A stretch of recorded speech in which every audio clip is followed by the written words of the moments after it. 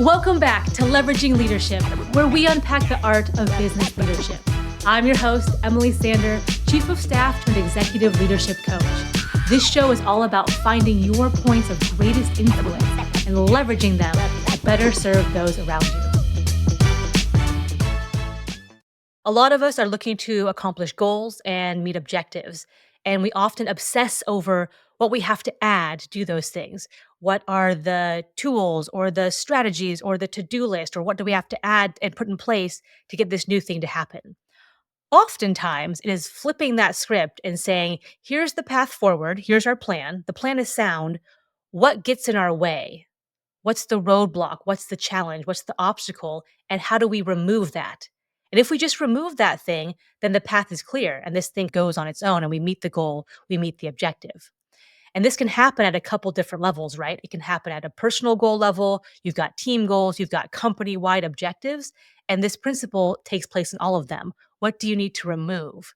Okay, so personal goal example, let's say you want to lose weight or you want to get fit, you want to be healthier. An additive step would be I will need to go to the gym more. I need to go to the gym at least 3 days a week for 30 minutes, whatever it is. If you flip the script and say, you know what really gets in my way and really prevents me from hitting my health goals is some of the crap I eat. Like I don't eat the healthiest, I don't make the best choices when there's crap all around my house. So you might say, let me remove the junk food in my home and that will solve my problem. And so it might be instead of relying on daily willpower of like walking by, I don't know, like the Twinkie or brownie or cookie or whatever, it's like those things just don't go in my house. Like those just things aren't allowed in my pantry. And that can be the thing you remove, and that's the thing that's preventing you or the biggest factor in preventing you from getting healthy. All right. Second example, so team goal might be let's just say like we're trying to hit our deadlines, we're trying to meet our milestones. We have these milestones that are along this long-term goal, and we just need to hit those things and meet our deadlines and then we will accomplish our long-term goal. What is the biggest thing preventing you from doing that now? What is holding your team back from doing that? It might be something like, "Oh, we have these endless unnecessary meetings." Right? We have meetings about meetings about meetings, about having meetings, about the meeting we just had, about the meeting we're about to have. This meeting could have been an email, it could have been a Slack, all these classic things. So it might be the thing that's preventing us is these unnecessary meetings.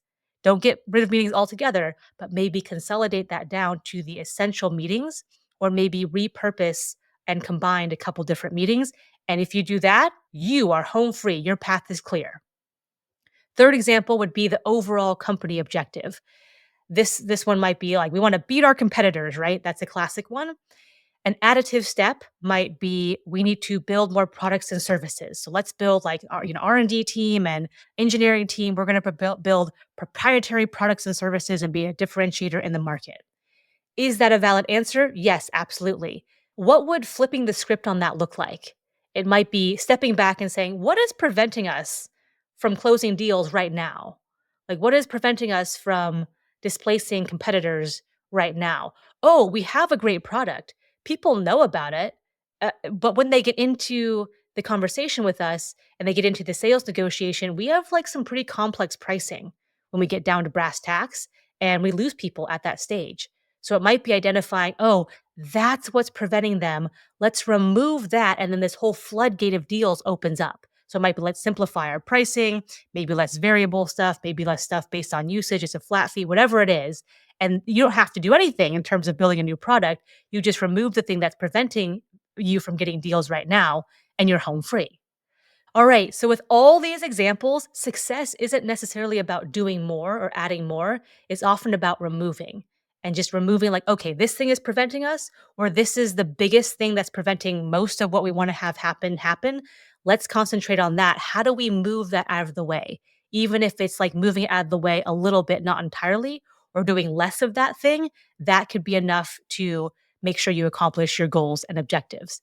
So the takeaway for this episode would be look at your biggest objective right now and what is the biggest thing that could derail that?